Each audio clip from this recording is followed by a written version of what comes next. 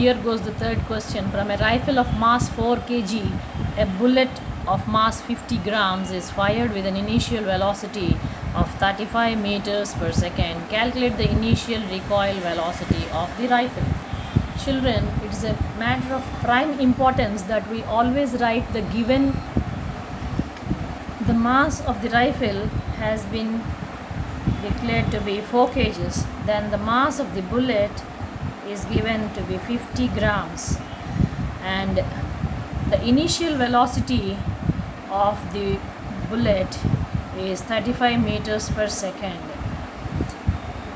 And it is very important to understand and be clear about the concept of the recoil of the gun, children, that the initial velocity of the rifle is always 0 and that of the bullet is also 0, because before firing the gun everything seems to be at rest and nothing, there is no movement. But this is quite misleading, and he is saying that the gun is fired and the initial velocity happens to be 35 meters per second, and he is asking to calculate the initial recoil velocity of the rifle. You should know that if he uses this word recoil velocity, it is pertinent that it pertains to the rifle or the gun. Recoil velocity belongs to the gun, and the other velocity which has been given pertains to the bullet, and that will be the final velocity of the bullet, which is 35 meters per second, and we are supposed to find the final velocity of the rifle. Now we also know that according to the law of conservation of momentum, the total momentum before firing equals the total momentum after firing, and the heart of the matter here is the total momentum before firing is destined to be 0. That you should understand, and always try to remember that initial velocities of both the gun and the bullet being 0, the LHS in entirety is always 0, and therefore whatever the question confuses you, he may give initial recoil, initial velocity, everything pertains to the final velocity of the bullet and the final velocity of the rifle, and he may use many kinds of terminology. Kindly never get confused in physics. When you are very clear about the concept, you would be going ahead like the bullet of the gun itself.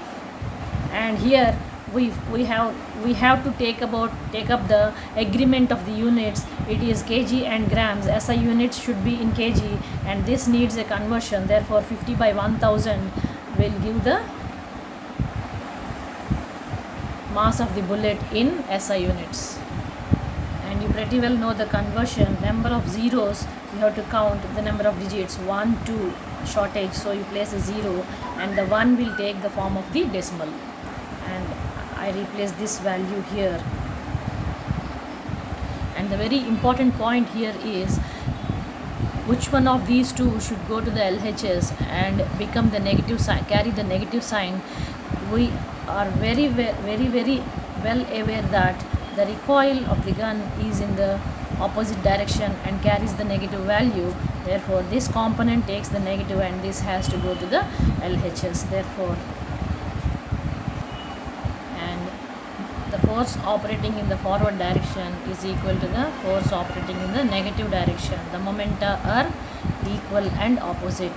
The negative value gives the opposite direction.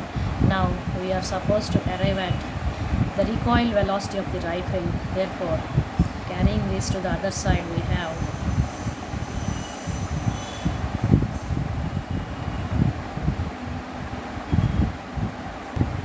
want of space, I have rewritten the same values above. The units go here: 5 1s, 5 25s, 5 5s, 5 7s. Now this is 7 by 20 meters per second. Sorry, it is 5 20s, and therefore this will be 4 and this should be 60. And putting the decimal gives a 0, 16 4 64 and 40, so 60 and 3 is 48 and 16 7s 112. Therefore the value is 0 point, rounding off, we get meters per second. This is the recoil velocity, which is negative, indicating the opposite direction, movement in opposite direction.